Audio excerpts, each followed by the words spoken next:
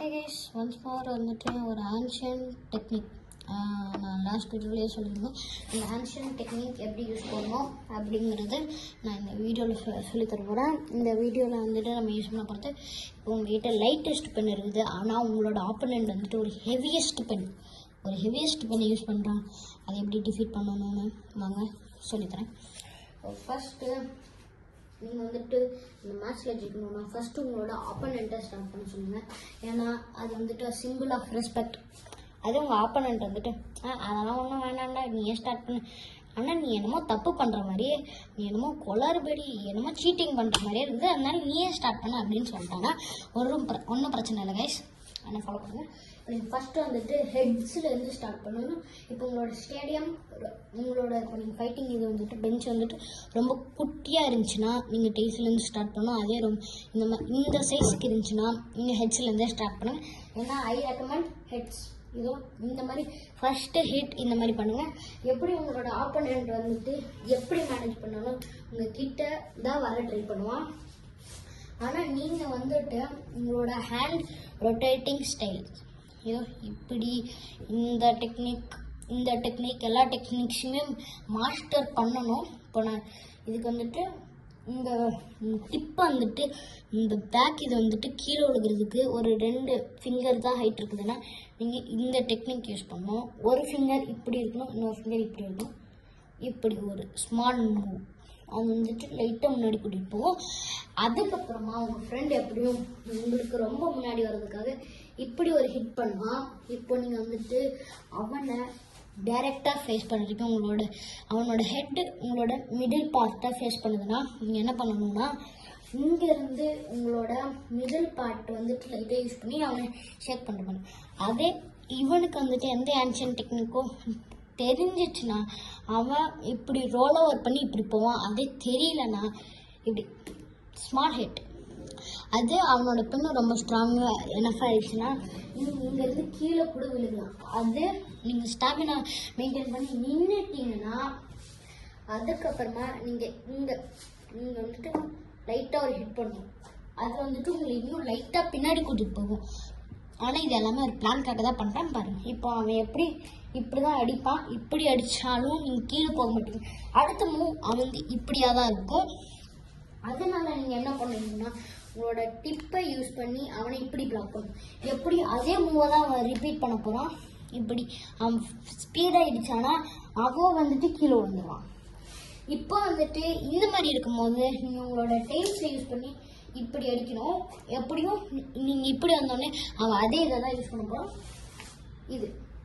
இதே அவன் ஸ்பீடாக பண்ணோன்னா அவன் விழுகிறதுக்கு தான் நிறைய சான்சஸ் இருக்குது. ஏன்னா உங்களோட லைட்டான பென் அது இப்படியே ஜார்ஜ் பண்ணிட்டு வரணும். இப்போ நீங்கள் வந்துட்டு ஹெட்ஸை யூஸ் பண்ணி இப்படி பம்ப் பண்ணிட்டு இங்கே வர போகிறீங்க. அது வந்துட்டு ஏன்னா இங்கே பாருங்க, இப்போ அவன் டெய்ல்ஸை யூஸ் பண்ணான்னா எப்படியும் இந்த கால்குலேஷன் படி அவன் எவ்வளோ ஸ்பீடாக அடித்தாலும் நீங்கள் கீழே விழுக மாட்டீங்க. ஏன்னா உங்களோட ஹெட்ஸு வந்துட்டு கார்னரை இது பண்ணிட்டு இருக்கு, கார்னரை மெயின்டைன் பண்ணிட்டு இருக்கு. கூட உங்களோட டெய்ல்ஸ் வந்துட்டு மிடில் இருந்துச்சுன்னா உங்களோட இது எங்கே வேணாலும் பறக்கும். ஆனால் இது கார்னர்ல இருந்து இங்கே வரைக்கும் இருக்கு. அப்படின்னா அவனால் பர்ஃபெக்டாக உங்களால் கீழேயே தள்ள முடியாது. அதுக்கப்புறமா அவன் இப்படி ஒரு அடியை பண்ணதுக்கு அடுத்து நீங்கள் ஸ்ட்ரைட்டாக ஹெட்டுக்கு போவீங்கன்னு தானே நினைக்கணும். ஆனால் நீங்கள் இங்கே அவனோட இது ரொம்ப ஹெவியாக இருந்துச்சுன்னா இங்கே அடித்து மறுபடியும் இங்கே வந்து கீழே தான் விழுவீங்க. அதனால டெய்ல்ஸ் யூஸ் பண்ணி இப்படி டார்ஜ் பண்ணிட்டு இப்படி வாங்க. இந்த டைம் இந்த அட்டாக் வேலை செய்யலன்னு சொல்லிட்டு அவன் வேற அட்டாக் இந்த மாதிரி ஒரு அட்டாக் பண்ணானா அதுதான் உங்களோட பர்ஃபெக்ட் சான்ஸு. உங்களோட டெய்ல்ஸை இதோ இந்த கார்னரில் எட்ஜில் இப்படி யூஸ் பண்ணிட்டு அவனை எட்ஜுக்கு தள்ளிட்டு நீங்கள் இந்த எட்ஜுக்கு வந்துடுங்க. இப்போ எப்படியும் அவங்க கிட்ட வரதான் பார்த்து யோசிச்சுட்டு இப்படி தான் வரும். அந்த டைமில் நீங்கள் இந்த அட்டாக்லாம் யூஸ் பண்ணக்கூடாது. இப்போ நான் சொல்லி கொடுத்த மாதிரி இப்படி லைட்டாக ஒரு திருப்பி இது வந்துட்டு இங்கே லைட்டாக இப்படி வந்துடும். அது வந்துட்டு இங்கேருந்து லைட்டாக உங்களோட பொசிஷனை மாற்றுறதுக்காக தான். இப்போ எப்படியும் அவன் உங்களை அடிக்கிறதா ட்ரை பண்ணிட்டு இப்படி தான் அடிப்பான். இப்படி அடித்தாலும் அவனோட பென் ஹெவியாக இருந்துச்சுன்னா கீழே விழுகும். ஆனால் கீழே விழுகும்போது நீங்கள் மட்டும் விழுக மாட்டீங்க, உங்களோட ஃப்ரெண்டு தான் விழுவான். எப்படியும் அது வந்துட்டு ஒரு ட்ரால தான் முடியும். அதுக்கப்புறமா எப்படி ஸ்கோர் பண்ணணும், எனக்கு இந்த ட்ராலாம் வேணாம், லாஸ்ட் பாயிண்ட் அவன் ஜெயிச்சிருவான், எனக்கு ஒரு பாயிண்ட் தான் வேணும், நான் ஜெயிச்சிருவேன் அப்படின்னு சொல்லும்போது இதோ இப்படி ஒரு அடி அடிச்சுட்டு கீழெல்லாம் விழுகாதீங்க. ஏன்னா ஸ்டார்டிங் மிடில் ஸ்டார்ட் பண்ணாதீங்க. எப்படி ஹெட் இல்லைன்னா டெய்ல்ஸ். இப்போ நான் டெய்ல்ஸோட ட்ரிக்கை காட்டுறேன். இப்போ டெய்ல்ஸ் நீங்கள் இப்படி ஒரு அடி இங்கேருந்து இங்கே போகும். அதுக்கப்புறமா அவன் ஏதாச்சும் ஒரு கேல்குலேஷனை பண்ணிட்டு அவனும் டெய்ல்ஸில் அடித்தான்னா நீங்கள் பண்ண வேண்டியது இந்த 2 கையுமே ஒன்று சேர்த்திட்டு இது இந்த மாதிரி பிடிச்சிக்கணும். இதை இப்படி பிடிச்சிக்கிட்டு தள்ளினீங்கன்னா ஒரு ஃப்ரீ மூவ், எங்கேயும் இடிக்காது எங்கேயும் பறக்காது. நார்மலாக சென்டர் ஆஃப் த இதுக்கு போகும். இப்போ அங்கேருந்து உங்கள் ஃப்ரெண்டு உங்ககிட்ட வரணும்னு சொல்லிட்டு இப்படி ஒரு அடி. நீங்கள் ஹெட்ஸை தான் யூஸ் பண்ண போகிறீங்க. டெய்ல்ஸ் வந்துட்டு அவையில் இருக்குது. அதனால ஹெட்ஸை யூஸ் பண்ணிட்டு நீங்கள் அவனை இப்படி ஒரு அடி அடிக்க போறீங்க. இந்த பொசிஷனில் தான் இருப்பது. இப்போ எப்படியும் உங்கள் ஃப்ரெண்டும் அதே தான் யோசிச்சிருப்பான்.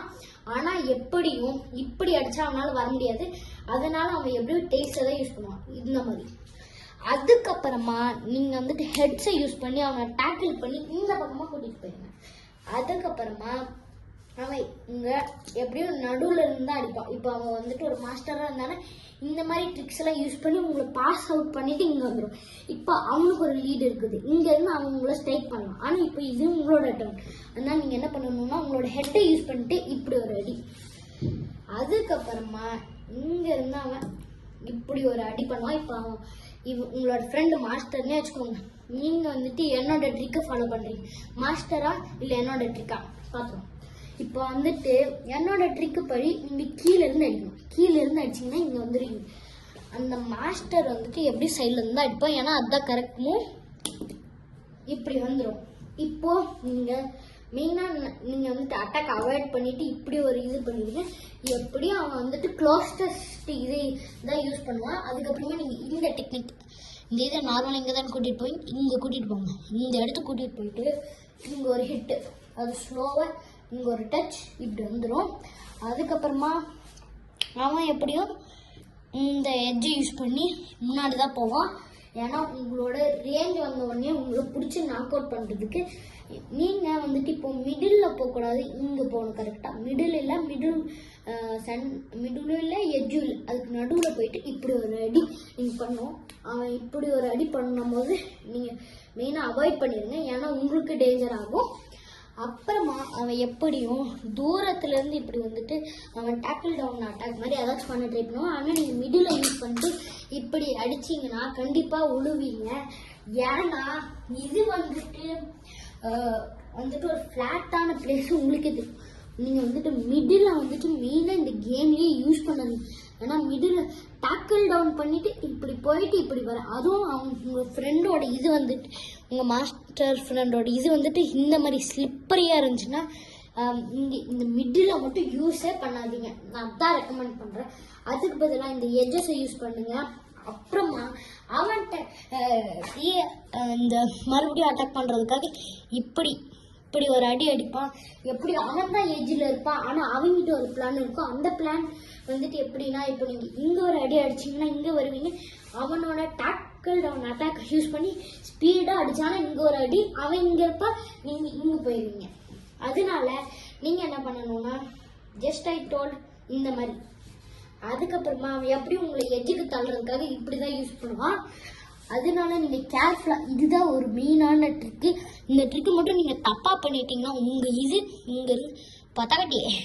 அதனால் இந்த எட்ஜை யூஸ் பண்ணிட்டு இப்படி ஒரு அடி அடிச்சிங்கன்னா எட்ஜுக்கு போவான். அதே நீங்கள் இது இன்னும் லைட்டாக ஃபோர்ஸ் கொடுத்து பண்ணிங்கன்னா அவன் கீழே விழுந்துருவான். ஆனால் நான் அப்படி பண்ணலை. இதோ இந்த மாதிரி இந்த ட்ரிக்கை தான் யூஸ் பண்ணுவாங்க எப்படியும் மேலே ஆகிறதுக்கு. அதுக்கப்புறமா இங்கேருந்து நீங்கள் உங்களோட இதை எட்ஜு கூட்டிகிட்டு போவீங்க. அதுவும் லைட்டாக வந்துட்டு கீழே விழுகிற மாதிரி இருக்கணும் எப்படியோ. அதுக்கப்புறமா அவங்க இது மாஸ்டர் வந்துட்டு இப்படி தான் அடிப்பார். எப்படியும் அவனால் உங்களுக்கு கீழே தள்ள முடியாது. அதே நீங்கள் இப்போ 1 ராங் மூவ் அவ்வளோதான், மேட்ச் முடிஞ்சிடும். அதனால நீங்கள் அவனை மாதிரி இப்படி ஒரு அடி, எப்படியும் நீங்கள் அப்படியும் காலியாக மாட்டீங்க. இப்படி ஒரு அடி அடித்து அவன் ஈஸியாக தள்ளிடுவான். அதனால நீங்கள் இந்த பொசிஷனில் இருக்கும்போது என்ன பண்ணணும்னா ஜஸ்ட்டு இங்கே ஒரு ஸ்மால் ஹிட், எப்படியும் அப்படி பண்ணாலும் அவங்களுக்கு டேக்கிள் டவுன் பண்ணிட்டு இப்படி காலி பண்ணிடுவான். அதே அப்படின்னா என்னடா பண்ணணும், சும்மா விளையாடிட்டு இருக்காம சொல்லிட்டான்னு சொன்னீங்களா? இதோ இப்போ அவன் இப்படி இருக்கிறீங்கன்னா நீங்கள் வந்துட்டு ஆக்சுவலி இப்படியா எப்படி இருந்துச்சுன்னு தெரியலையே. எப்படியோ இருந்துச்சு. அப்படி இருந்துச்சுன்னா உங்களோட இதை சைடில் நீங்கள் சைடில் அடிக்கூடாது. இப்போ சென்டருக்கும் அதுக்கும் நடுவில் இருக்கிற இதில் அடிச்சிங்கன்னா நார்மலுக்கு வந்துடும். ஆனால் அப்பயும் உங்களோட ஃப்ரெண்டுக்கு ரைட் மூவ் தெரிஞ்சிச்சுன்னா இப்படி அடிப்பான். அதான் அவங்க இன்னும் கொஞ்சம் லைட்டாக ஃபோர்ஸ் கொடுத்தாலும் கீழே வந்துடும். அதனால நீங்கள் சென்டர் மூவை இப்போ தான் யூஸ் பண்ண போகிறீங்க. எட்ஜில் இருக்கும்போது தான் சென்டர் மூவ் யூஸ் பண்ணணும். அதே நீங்கள் இங்கே இருக்கீங்க அவங்க இருக்கான சென்டர் மூவ் யூஸ் பண்ணிங்கன்னா கீழே தான் விடுவீங்க. அதனால இப்போ நீங்கள் சென்டர் மூவ் யூஸ் பண்ணிட்டு அவன் மேலே பந்து நடுவில் வந்துடுவீங்க. இப்போ நீங்கள் சேஃப். ஆனால் அவன் டேஞ்சரில் இருக்கான். இதை தெரிஞ்சுக்கிட்டு அவனோட ஹெட்டு தான் மூவ் பண்ணுவான். டெய்ல மூவ் பண்ணாமல் இங்கே வருவான். அதுக்கப்புறமா அவனுக்கு இன்னும் டேஞ்சர் ஆகிடும். அதுக்கப்புறமா இப்படி ஒரு அடி அடித்தோடனே எப்படியும் நீங்கள் கார்னருக்கு தான் போவீங்க.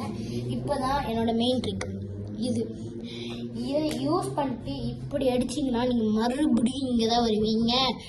ஆனால் அவன் வந்துட்டு இப்போ அடிக்க மாட்டான். ஏன்னா இப்போ அடித்தானா அவனுக்கு விழுகிற சான்ஸ் வந்துட்டு 50% இருக்குது. அதனால அவன் எப்படி அவாய்ட் பண்ணிட்டு கிட்ட தான் க்ளோஸ் ரேஞ்சுக்கு தான் வருவான்.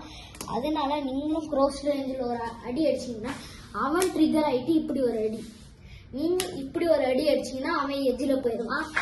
எப்படியும் அவன் மிச்ச ஹிட்ஸுன்னா அவாய்ட் பண்ணுறதுக்காக இப்படி ஒரு இடி பண்ணான்னா இப்படி ஒரு ஸ்மால் ஹிட்டு அப்படியே இங்கே பண்ணிட்டு இங்கே வரும்னு நினைப்பான். ஆனால் அது வந்துட்டு கீழே வந்துடும். அதனால அவன் என்ன பண்ணுவான்னா இப்போ இதெல்லாம் தெரிஞ்சு அவன் ப்ரோ மாஸ்டருக்கும் 10 டிகிரி படிச்சுட்டு வந்திருக்கான். அப்படின்னா சென்டரை யூஸ் பண்ணிட்டு இப்படி லைட்டாக ஒரு அடி அடிப்பான். இதுக்கப்புறமா உங்களோட கேப்போட இந்த மேல் பார்ட் வந்துட்டு மேலே ஃபேஸ் பண்ணிட்டு இருக்கணும். நீங்கள் லைட்டாக இதோ அதோட டிப்பில் லெஃப்ட் ஹேண்டில் ஒரு இது பண்ணுங்க. அதுக்கப்புறமா அவன் எப்படியும் இந்த அட்டாக் தான் யூஸ் பண்ணான். இந்த அட்டாக் யூஸ் பண்ணிட்டு இங்கே வந்தோடனே நீங்கள் இங்கே ஒரு அடி அடிச்சிங்கன்னா நீங்கள் தான் விடுவீங்க. அதனால மிடில் யூஸ் பண்ணிங்கன்னா 2 பேருமே கொடுக்குற மாதிரி இருக்கும். இந்த டைமில் அவன் வந்துட்டு இதை தான் யூஸ் பண்ணுவான். இப்போ டேக்கிள் பண்ணிட்டு இங்கே வந்துட்டான். இப்போ நீங்கள் ஒரு கரெக்டான மூவ் கண்டுபிடிக்கலன்னா அவன் வந்துட்டு அடுத்த மூவ் இங்கேருந்து ஸ்ட்ரைக் பண்ணி இந்த மாதிரி கீழே ஒழுக வச்சிருவான்.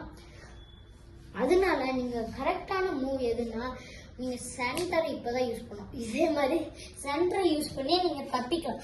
அதே உங்களோடது ஹெவியஸ்ட்டாக இருந்துச்சுன்னா சென்டரை யூஸ் பண்ணிங்கன்னா நீங்கள் தான் பம்ப் ஆகிட்டு விழுவீங்க. அதனால லைட்டாக இருந்துச்சுன்னா மட்டும் இந்த சென்டர் மூவ் யூஸ் பண்ணுங்கள்.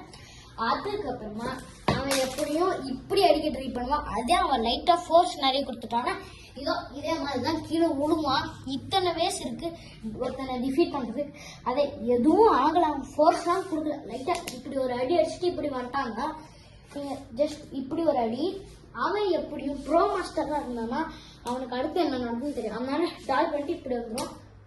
நீங்கள் அடிச்சிங்கன்னா நீங்கள் பறந்து ஹெட் ஷாட். இதோ பாருங்க, நான் கேமரா எடுத்துட்டு போயிட்டு காட்டுறேன்.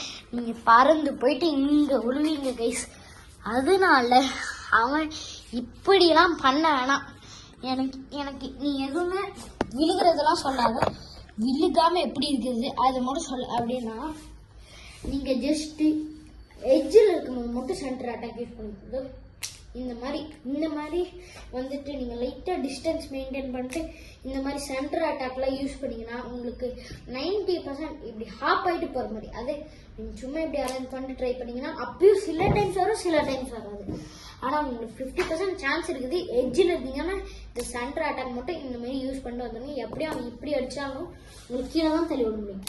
ஆனால் நீங்கள் அவனை கீழே தள்ளி விடுறதுக்கு நிறைய சான்ஸ் இருக்குது. இந்த மாதிரி அடித்து இப்போ இந்த மாதிரி வந்துடுறான்னா நீங்கள் இப்படி கூட பறக்கலாம். அதனால நீங்கள் வந்துட்டு எப்பயுமே ஹிட் பண்ணும்போது ரொம்ப வைலண்ட்டாக ஸ்பீடாலாம் ஹிட் பண்ணாதீங்க. வெறும் ஸ்லோவாக பொறுமை கடலை விட பெருமை இல்லை, பொறுமை கடலை விட பெரியது. அந்த மாதிரி யூஸ் பண்ணுங்கள். நீங்கள் ஸ்லோவாக ஹிட் பண்ணாலே போதும். நான் வந்துட்டு லாஸ்ட் வீடியோவில் 10 மினிட்ஸ்னு சொல்லியிருந்தேன். ஆனால் இது இப்போ 14 மினிட்ஸ் 20 செகண்ட்ஸ்க்கே போயிடுச்சு. அதனால நான் உங்களோட டைம் இன்னும் வேஸ்ட் பண்ண விரும்பல. தேங்க்யூ ஃபார் வாட்சிங். பாய் பாய், டாட்டா. ப்ளீஸ் ஒரு 5 லைக்கேஜ் கொடுங்க கைஸ். ஏன்னா என்னோட ஏன்ஷியன் டெக்னிக் எல்லா டெக்னிக்குமே உங்களுக்கு சொல்லி கொடுத்துருக்கேன். இது பார்ட் 2 வேணும்னா பார்ட் 2ல் வந்துட்டு எப்படி நான் வந்துட்டு என்னோட தம்பி கூட விளையாடுறேன். எனக்கு அவுட் தான் ஆகணும். ஆனால் நான் எங்கே அடித்தாலும் அவனே அவுட் ஆகிடுறான். அவன் நியூவாக இருக்கான். எனக்கு அவங்ககிட்ட தோக்கணும்னா அது பார்ட் 2ல் சொல்கிறேன். அதுக்கு வந்துட்டு ஒரு 5 லைக்ஸ் கொடுங்க கைஸ். முதல்ல 2 கேட்டு இப்போ 5 தான் கேட்குறேன். அப்படியே இன்க்ரீஸ் ஆகிட்டு 5000லாம் கேட்க மாட்டேன், வெறும் 5 லைக்ஸ் கேட்குறேன் கைஸ். இப்போது 15 minutes ஆச்சு. தேங்க்யூ ஃபார் வாட்சிங். Like, subscribe. Bye bye, tata.